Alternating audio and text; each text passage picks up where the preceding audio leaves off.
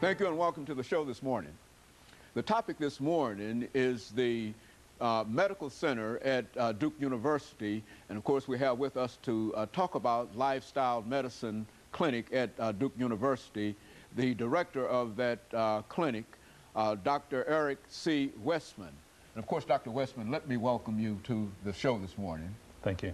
And to tell you, Dr. Westman, how delighted we are to have you to have come all the way from Duke University to talk to us about what we consider to be a very, very significant program this morning, and that is Lifestyle Medicine Clinic, and about lifestyle medicine and et cetera. But before we get into that, Dr. Westman, let's see if we can have you to give us some information about your background, your education, and some of the things that were important in eventually leading you not only to Duke University, but eventually leading you to this particular show, and then we'll talk about other things. Great. Well, it's a pleasure to be here, and thank you for your interest in this really important topic. I started as a general internist, so I went to medical school at the University of Wisconsin, worked my way south through Kentucky, saw the ravages of cigarette smoking and emphysema in Kentucky, and that got me interested in prevention, in trying to help people change their lifestyles. I went to Duke, now 1990 already, that's when I came to Duke, and did a fellowship in general medicine. I learned how to do clinical research, and I teamed up with the inventor of the nicotine patch. He's still there. While I was helping people quit smoking, they started gaining weight. So I became interested in people, helping them to lose weight. So actually this lifestyle medicine clinic is the combination of the research that we've done at Duke now for 17 years, which combines the best smoking cessation treatments and the best weight management treatments. You know, a funny story along the way, and it was based on my patients. You know, I want to take you back to my clinic now.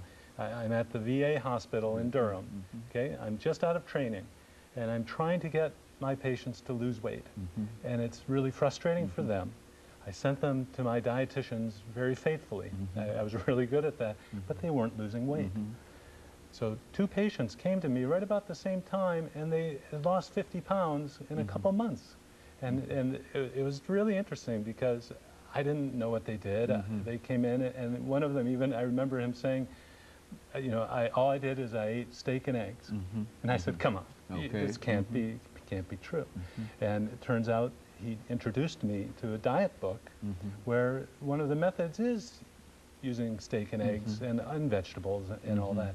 But I was very skeptical. So I read the book against my better judgment because it did not fit in with what I was taught in medical school. Very good.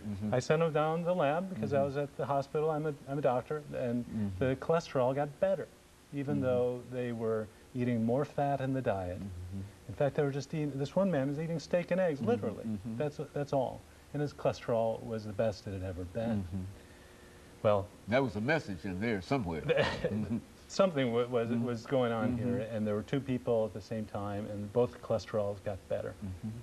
I went to the bookstore and looked at the different diet books on the shelf. I'd never done this before, and it turns out that the kind of the big daddy, or the one that's been around the longest, was the Atkins book.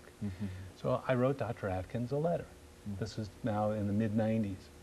And I asked, you know, this is very interesting, can you provide me data? Yeah, I remember I'm trained in clinical trials, and I need some sort of data to hang my hat on and to use as a guide. Well, he said it was all in his book. And I said, well, that's not good enough. But he invited me to his clinic, and I looked around to the other authors who had written diet books. They didn't have clinics. I tried to embrace this and venture out and scout, sort of, but Dr. Atkins invited me. And it was really interesting because despite what you'd heard all around and what you saw on TV, the diet was working, and it worked very well. So I sat in his office, I sat in his nurse, Jackie Eberstein's office. They were happy to have me come. We went home with a check to do a study. And the first study was so interesting, we did a second study, which was a controlled trial. And the science really has progressed now such that you may have heard just in the first half of this year, there are now 2 or 3 studies, one of them in JAMA, that says that a low-carb diet is a really good thing to do. Now, we didn't know it back then, but so that's how I got involved in weight management. And not everyone has that story.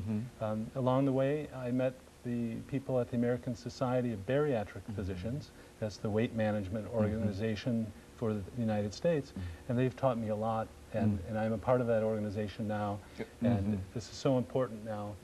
And of course, Doctor, we'll pick up on that organization as soon as we make our first commercial break, and then we'll come back and pick up at that point. And we'll be back with our audience following this very, very short commercial break.